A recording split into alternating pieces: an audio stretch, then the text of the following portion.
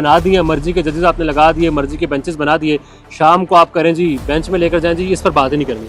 ये जग हंसाई की बात भी है और ये अपने लोगों को अपने इदारों से दूर करने की तरफ बात भी जा रही है। जो ताकतवर जो लोग हैं वो जो चाहेंगे वो होगा और वो उन्होंने करके दिखाया है। आप हमारी अदारों के ऊपर बात कर रहे हो, ठीक है, तो अदारों के ऊपर देखिए राजा साहब, मैं आपको यहाँ पे टोकूंगा, मेरी बात सुने। नहीं, इधर ही रुकेंगे।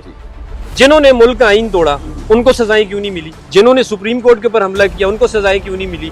जिन्होंने हाई कोर्ट के ऊपर हमला किया उनको सजाएं क्यों नहीं मिली? ये उन लोगों को वर्गलाया गया, मासूम लोग थे, इस मुल्क के शहरी थे, वर्गलाया गया। किसने वर्गलाया? आप उनके खिलाफ सबूत लाए, उनको सजाएं देना। इंतशार पार्टी है ना, ठीक है, मैं खुल के कहूंगा कि पाकिस्तान तहरीक इंसाफ एक इंतशार पार्टी है। आप आइन की बात कर रहे थे अभी जमाल साहब, या आप बात कर रहे थे आइन की? आइन तो है ही नहीं है। आइन आपके मुल्क के शहरियों को इजाजत देता कि आप आए, प्रोटेस्ट करें, तो आपकी हुकूमत या कोई भी जो ताकतवर हल्के हैं वो उनके ऊपर गोलियां बरसा दें।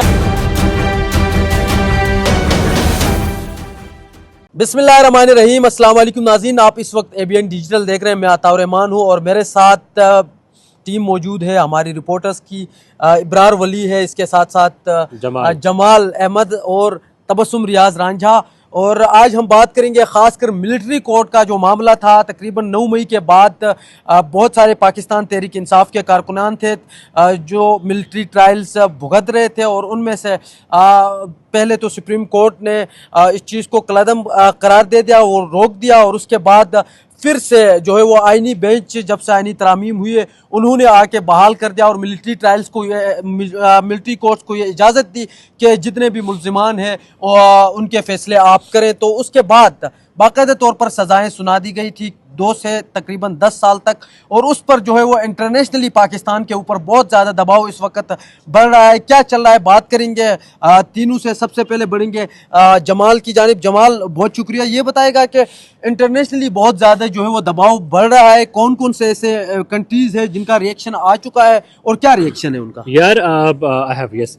पहले तो ये है ना कि मिलिट्री कोर्ट्स के हवाले से जो बात की जा रही है उसमें हमारे लिए या मेरे लिए इंपॉर्टेंट इंटरनेशनल प्रेशर से भी ज़्यादा ये है कि पाकिस्तान का आइन क्या कहता है। और जितना आइन पढ़ा है, जितना आइन जो आइनदान है समझाते हैं, मिलिट्री कोर्ट्स जो है वो मावरा आइन है, वो आइन के मुतसादिम है। सो जब आपका आइन ही उस चीज़ की इजाज़त नहीं देता तो फिर आप मिलिट्री कोर्ट्स बनाकर और मुल्ज़िमान को सजाएं दे रहे हैं जो कि सिविलियन है। आप मिलिट्री का फौजी जो हमारे हैं, जो हमारे भाई, आप उनका मिलिट्री कोर्ट्स में ट्रायल कर सकते हैं, बट सिविलियन का ट्रायल नहीं हो सकता। ये पाकिस्तान का आइन कहता है। बाकी आपके गिले शिकवे अदालतों से, जी अदालतों ने लेट ट्रायल किया, अदालतें सही ट्रायल नहीं करती, अदालतें छोड़ देती हैं, मुल्ज़िमान आज़ाद फिरते हैं, वो सब एक तरफ है। आपने जहाँ पर बहुत सारी तरमीम की है, आप वहीं पर एक जल्द ट्रायल करने की शिकवी डाल दो और एक टाइम फ्रेम दे दो, आप जो भी मुल्जिम है उसको 6 दिनों में, 7 दिनों में, 12 दिनों में आप उसको सजा दो। बट मिलिट्री कोर्ट्स जाहिर है वो पाकिस्तान के आइन के मुताबिक ही, आइन से मुतसादिम चीज़ है जो हुई है। अब इंटरनेशनली अगर हम बात करें तो अमेरिका ज़ाहिर बात हुई वहाँ से, फिर यूरोपीय पार्लियामेंट ने आई गेस बात की है, यूरोपीय यूनियन ने आई गेस बात की है, तो वो प्रेशर है।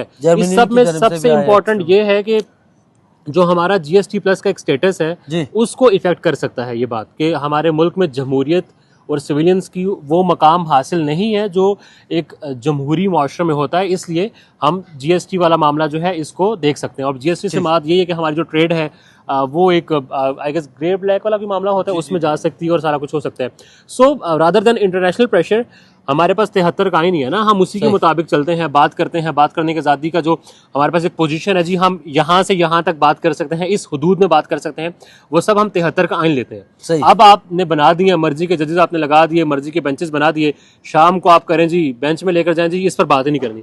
भाई हमें साढ़े गोल 73 आइन है ना, हमारे पास तो कुछ भी नहीं है। तो पाकिस्तान के आइन से मुतसादम जो चीज़ है उस पर बजाय ये देखना कि इंटरनेशनली क्या हो रहा है, आपको उस आइन की जो किताब है उसके मुताबिक ही, उसके खिलाफ नहीं जाना चाहिए। ये जग हंसाई की बात भी है और ये अपने लोगों को अपने इदारों से दूर करने की तरफ बात भी जा रही है। बहुत शुक्रिया जमाल। बताएगा इब्रार साहब के जो मिलिट्री कोर्ट्स का मामला था, 25 लोगों को ये सजाएं सुनाई गई थी 2 से 10 साल तक। किस तरह देख रहे हो आप, खासकर जो इंटरनेशनल जो दबाव बढ़ रहा है पाकिस्तान के ऊपर? देखें, मैं जमाल साहब की बात को सेकंड करूंगा कि इंटरनेशनल प्रेशर से ज़्यादा इम्पोर्टेंट ये है कि हमने वो सजाएं कानून के और आइन के मुताबिक दी हैं या नहीं दी जी। तो आप देख लें कि 73 के आइन के मुताबिक आज तक पाकिस्तान में हुआ क्या है। आप 8 फरवरी से पहले चले जाएं, आप 2018 के इलेक्शन देख लें, इमरान खान साहब को एस्टेब्लिशमेंट ही लेकर आई थी। एक तो सिविलियन का ट्रायल कानून के मुताबिक, आइन के मुताबिक बनता ही नहीं है। और फिर आपने वही अपनी मर्जी से वही बेंचेस बना दी और फिर आईनी तरमीम करवा दी, और अगर ये आईनी तरमीम रिवर्स होती है तो ये सजाएं भी रिवर्स हो जाएंगी, जो कि बज़ाहिर अभी नजर नहीं आ रहा। बिल्कुल। और इसमें एक और चीज भी है इब्रार साहब, हम देखते हैं कि हमारे पास अदालतें हैं, उसके बावजूद एक तो मिलिट्री कोर्ट्स ये जो है उसके ऊपर अदालतें खुद भी जो है वो सवाल उठा भी चुकी है। और इसके साथ एक जो अहम पॉइंट है, जिस मामले में 9 मई में जिन लोगों को सजाएं सुनाई गई है, उनमें से बहुत सारे ऐसे लोग हैं जिनको प्रेस कॉन्फ्रेंस करने के ऊपर उनके खिलाफ सबूत भी थे, उनको छोड़ दिया गया। उस हवाले से मैं यही बात करना चाह रहा था कि देखें, जिन जिन लोगों को नॉमिनेट किया गया 9 मई के मामले में, उसके बाद फिर उनको प्रेशराइज भी किया गया कि आप पार्टी छोड़ दें, तो उन्होंने पार्टी छोड़ दी और फिर वो पाक साफ पवित्र हो गए। कहा है वो सामने घूम रहे हैं ना, जिन जिन लोगों ने पार्टी छोड़ी, जिन जिन लोगों के ऊपर इल्जामात थे, वो आज हमारे सामने घूम रहे सिर्फ पार्टी से। तो बुनियादी तौर पे एक जर्नलिस्ट को सच बोलना चाहिए, और सच यही है कि पार्टी तोड़ने के लिए, पार्टी को बिखेरने के लिए उन्होंने जो टैक्टिक्स जो खेली वो यही थी। जिन्होंने कॉन्फ्रेंस की, प्रेस कॉन्फ्रेंस की, उनको उन्होंने साफ पवित्र कर दिया, और जिन्होंने नहीं छोड़ी आज भी आप देख लें उनके घरों के ऊपर छापे पड़ रहे हैं, उनको उनकी इंसानी हुकूक की जो पामालियां हैं वो आए दिन हम देख रहे हैं, उनके कारोबार तबाह हो गए। तो ये सारी चीज़ें जो है ना, एक तो आइन के मुताबिक तो खैर कोई चीज़ है नहीं है, मैं तो आइन की बात ही नहीं करना चाहता कि आइन के मुताबिक है या आइन के मुताबिक नहीं है। बहरहाल जो ताकतवर जो लोग हैं वो जो चाहेंगे वो होगा, और वो उन्होंने करके दिखाया है। अदालतों के मामला देख लें, PTI के हवाले से मामला देख लें, लेकिन इसमें नुकसान क्या है? इसमें पाकिस्तान का नुकसान तो हुआ है, लेकिन इसमें आम आवाम का नुकसान हो रहा है। जितनी भी जमातें हैं, पाकिस्तान तहरीक इंसाफ है, मुस्लिम लीग नून है, पीपल्स पार्टी है, पाकिस्तान की 3 बड़ी जमातें हैं, लेकिन जहां जहां कोई भी क्लैश हुआ है, जहां जहां कोई भी इस तरह का बड़ा कोई तसादुम हुआ है, नुकसान किसका हुआ है? अवाम का नुकसान हुआ है। जी रंजा साहब, ये बताइएगा कि आप क्या समझते हो मिलिट्री ट्रायल के मामले पे? आप काफ़ी टाइम से सुप्रीम कोर्ट भी आपने देखा है, पहले चूँकि आपकी पुरानी भी थी, तो अब बताइएगा कि आप किस तरह देखते हैं उसको? देखिए, मैं इस तरह देखता हूँ कि अगर 9 मई की बात की जाए, ठीक है, उन्हें सज़ा हुई, ठीक है, सज़ा होनी चाहिए थी। क्यों सज़ा होनी चाहिए थी? कि आपकी लड़ाई है आपस में सियासतदानों की, ठीक है, और आप हमला कर रहे हो हमारे GHQ के ऊपर, आप हमारी अदारों के ऊपर बात कर रहे हो, ठीक है, तो अदारों के ऊपर देखिए राजा साहब, मैं आपको यहाँ पे टोकूंगा, मेरी बात सुने। नहीं, इधर ही रुकेंगे। जिन्होंने मुल्क का आइन तोड़ा उनको सजाएं क्यों नहीं मिली? जिन्होंने सुप्रीम कोर्ट के ऊपर हमला किया उनको सजाएं क्यों नहीं मिली? जिन्होंने हाई कोर्ट के ऊपर हमला किया उनको सजाएं क्यों नहीं मिली? मुल्क का आइन, इस मुल्क का जो आइन है, जिसके तहत हमने जिंदगी गुजारनी है, जिसके कानून को हमने फॉलो करना है, उनको तोड़ने वालों को आज तक हमने सजाएं नहीं मिलती हुए देखी। लेकिन अगर अवाम वो लोग ये क्लेम करते हैं कि PTI के ये वर्कर थे और उनको लीड पाकिस्तान तहरीक इंसाफ के रहनुमा कर रहे थे, वो तो नादान थे ना। वो इस मुल्क का, वो इंडिया से तो नहीं आए थे, वो फलस्तीन इधर से इसराइल से तो नहीं आए थे, वो पाकिस्तानी थे। अगर उनसे गलती भी होगी आप उनको माफ भी कर सकते थे, आप उनको माफ करके मोहब्बत का पैगाम भी दे सकते थे। लेकिन इन्होंने खौफ बरकरार रखना है कि अगर आप हमारे ऊपर या इस तरह का कोई मामला करेंगे तो हम आपको सजाएं देंगे। किधर के, जैसे आपको मैंने अभी पहले बताया कि आइन तोड़ने वाले जो है उनको क्यों नहीं सजाएं मिली इस मुल्क के अंदर? वो आपकी, मैं एक हद तक रंजा साहब की बात के साथ इत्तेफाक करता हूँ, चूँकि अगर चलो फौजी तनसीबात पे उन्होंने हमला किया था या नहीं किया था वो एक अलग मामला है। अगर जिन लोगों ने किया है, रंजा साहब भी यही कह रहे थे, उनको सजाएं मिलनी चाहिए। लेकिन कुछ लोग ये कह रहे हैं कि ये प्री प्लान भी था, ठीक है, तो प्री प्लान इस तरह की भी बातें हो रही थी। लेकिन जिन लोगों ने, अगर रंजा साहब इस हवाले से अपना पॉइंट बताएंगे, मेरी बात सुने, अगर प्री प्लान था ना, प्री प्लान था, हमारे पास प्री प्लान का हमने ये चेम गोइयां सुनी है, हमारे पास इस चीज का प्रूफ नहीं है कि हमने देखा हो कि किसी ने प्लान किया हो, ठीक है। लेकिन बात ये, उन लोगों को वर्गलाया गया, मासूम लोग थे, इस मुल्क के शहरी थे, वर्गलाया गया। किसने वर्गलाया? आप उनके खिलाफ सबूत लाए, उनको सजाएं देना। आपने अवाम को, कौम को क्यों सजाएं दी? इस मुल्क के शहरी को क्यों आपने सजाएं दी है? ठीक है, आप बिल्कुल ठीक कह रहे हैं इब्रार साहब, मगर बात वहीं के वहीं खड़ी होती है कि उन्हें वर्गलाया गया या वो जिस तरह भी गए, अगर उन्हें माफ कर दिया जाता, कल 10 और निकलते, परसों 100 और निकलते। पर बात यह है कि अगर आप हमारे मुल्क के इदारों के ऊपर हमला करेंगे तो ज़ाहिर सी बात है उसका फैसला अदालतों में नहीं होगा, उसका फैसला ज़ाहिर सी बात है मिलिट्री कोर्ट करेगी। मेरा ख्याल है शायद 24 या 25 मुल्ज़िमान को सजाएं मिली है, ठीक है, ये इससे पहले मिल जानी चाहिए थी, मगर अब मिल गई। और दूसरी चीज, बात यह है कि अगर आप पाकिस्तान तहरीक इंसाफ के किसी एहतजाज में चले जाएं, जितने लोग आए हुए थे, ठीक है, सारे यूथ हमें नजर आई है, ठीक है। बात ये इसमें आपसे ही एक सवाल है, मुझे ये बताएगा कि जो लोग गए थे, चलो इस हद तक मान लेते हैं कि उन लोगों को जो है वो मिलिट्री कोर्ट्स में सजाएं नहीं होनी चाहिए, लेकिन आप कहते होते हैं तो मान लेते हैं थोड़ी देर के लिए। लेकिन 9 मई में हमने देखा कि बहुत सारे और भी लोग थे जिनकी वीडियोस भी मौजूद थी, लेकिन सिर्फ प्रेस कॉन्फ्रेंसेस करने के ऊपर उनको माफियां दी गई। तो क्या वो सही हुआ? सर देखिए, ये बात है कि सारे के सारे वो चेक एंड बैलेंस चल रहे। जब जब जिसकी सजा बनेगी उसे सजा मिलेगी, जो बेगुनाह होगा उसे बेगुनाह मिल जाएगी। एक बंदा गया है फौजी तंसीबात के अंदर घुसा हुआ है, उसकी वीडियो पड़ी हुई है, वो तोड़-फोड़ कर रहा है, उसके ऊपर होगा। उसने प्रेस कॉन्फ्रेंस किया, उसको माफी है, ठीक है। लेकिन जो बंदा नहीं मानता उसके लिए सजा सर यही बात है ना, हाँ, यही इसके बात लिए है। फिर या तो आप ये क्राइटेरिया बना देते कि यार जो लोग हमारी इस वक्त कैद में हैं, आप माफी मांगे कि हमने किया, हम आपको छोड़ देते, तो फिर भी हम समझते इस बात को कि यार ये ठीक है, एक मोहब्बत का पैगाम दिया है कि आपने हमारे ऊपर हमला भी किया, आपने इस चीज को तस्लीम किया, हमने आपको छोड़ दिया।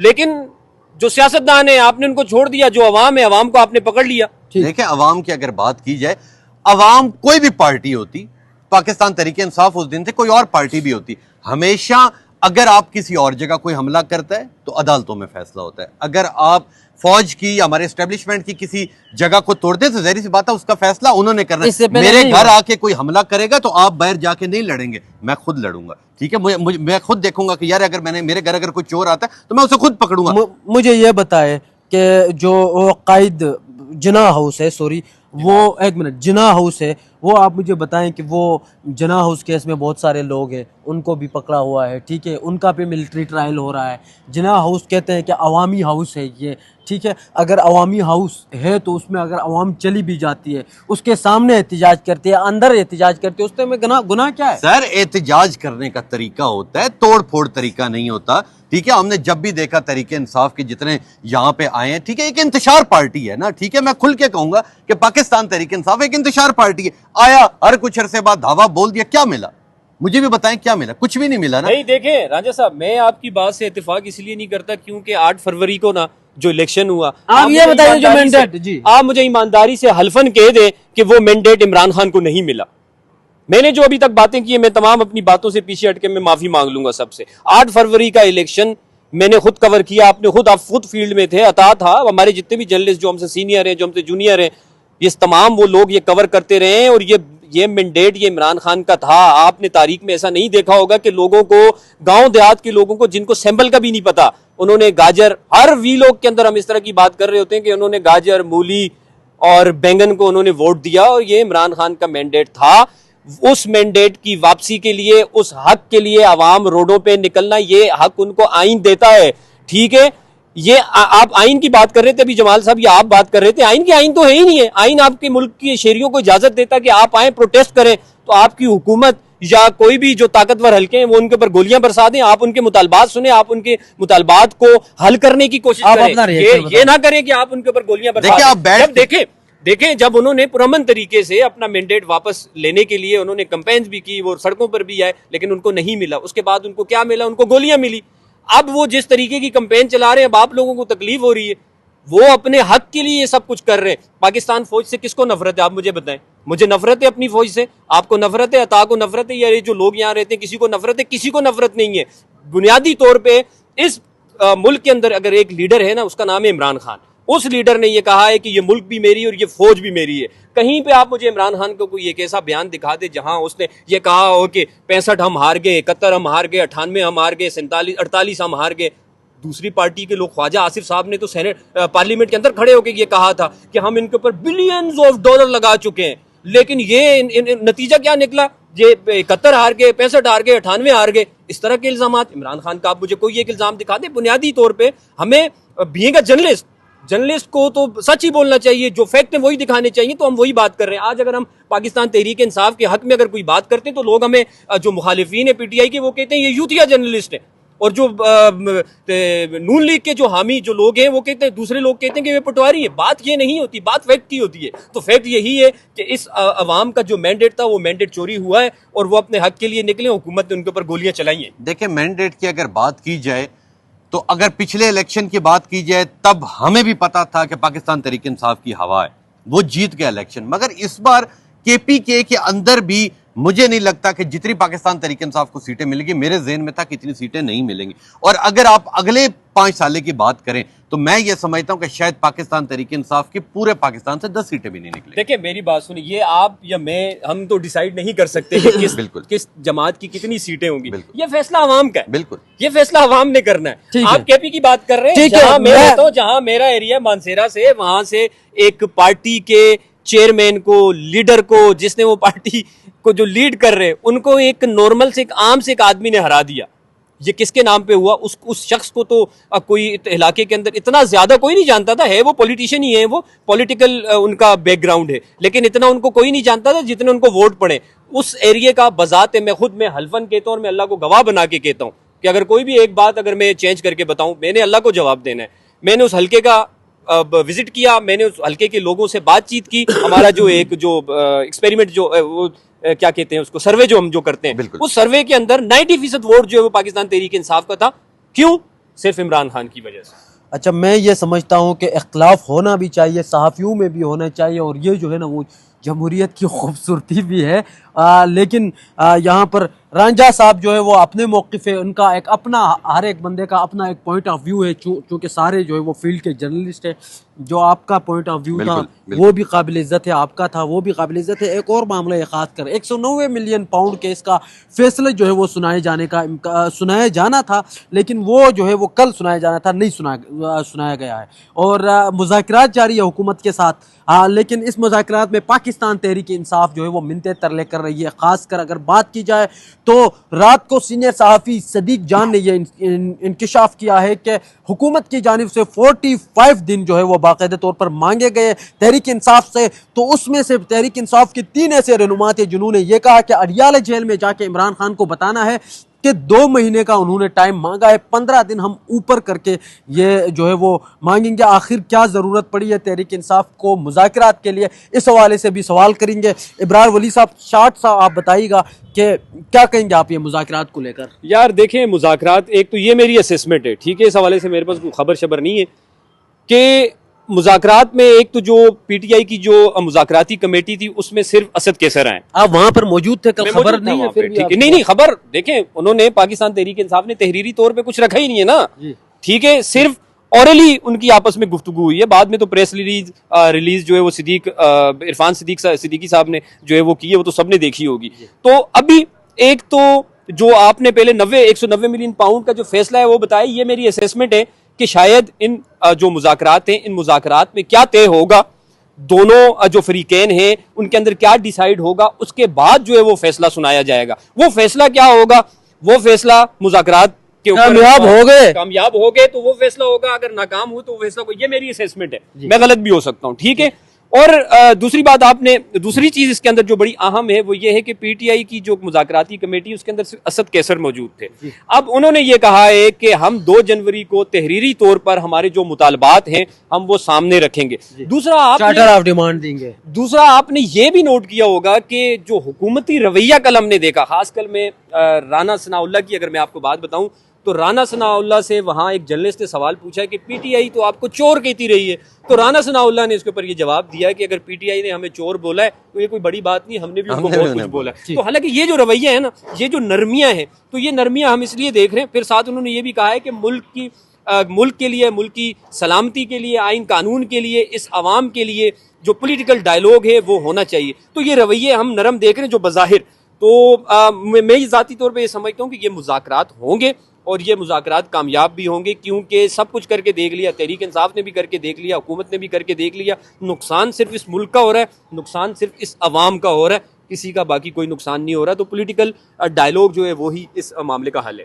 आप क्या मुस्तकबिल देख रहे हैं? जिस तरह इब्रार ने बात की उसी बात को आगे लेके जाता हूँ कि पाकिस्तान तहरीक इंसाफ ने अब देख लिया कि हम अकेले हो गए। पहले भी अकेले थे, मगर अब नजर आ रहा है कि बिल्कुल ही अकेले हो गए। तो अब ज़ाहिर सी बात है, डायलॉग पे ही, टेबल पे ही बात होती है। और मैं ये समझता हूँ कि ये अब मुल्क के लिए बेहतर भी है कि बजाय कि फिर एहतजाज हों, रोले रप्पे हों, मुल्क का नुकसान हो, से 1000 दर्जे बेहतर यही है कि जी तमाम पार्टीज आपस में बैठें, बात करें आगे। जिस तरह इब्रार ने बात की कि जी मुल्क की सलामती के लिए तमाम पार्टियों को इकट्ठा होना चाहिए, तो बिल्कुल मेरा भी वही पॉइंट है कि तमाम पार्टियां इकट्ठी होनी चाहिए, तरीके इंसाफ से बात करनी चाहिए, ठीक है। कुछ उनके मुतालबे मानने चाहिए, कुछ अपने मुतालबे मानने चाहिए, किसी भी एक बात के ऊपर नेगोशिएबल करके, ठीक है, उस चीज़ को लेकर आगे जाना। ठीक है जी, आप दोनों का बहुत शुक्रिया। नाज़रीन, आपको बताएं कि रांझा साहब ने लास्ट में ये बात कही कि जो है वो बाकायदा तौर पर तहरीक इंसाफ अकेली रह गई थी, तो अकेली रह गई थी, लेकिन इंटरनेशनली ख़ासकर अगर बात की जाए बरतानिया, यूरोपीय यूनियन और इसके साथ साथ उसके बाद अमेरिका भी जो है वो तहरीक इंसाफ के ख़ासकर हक़ में आए, और ट्रंप का जो पहला एलची है रिचर्ड, वो भी जो है वो बाकायदा तौर पर इमरान खान के हक़ में आ गया है।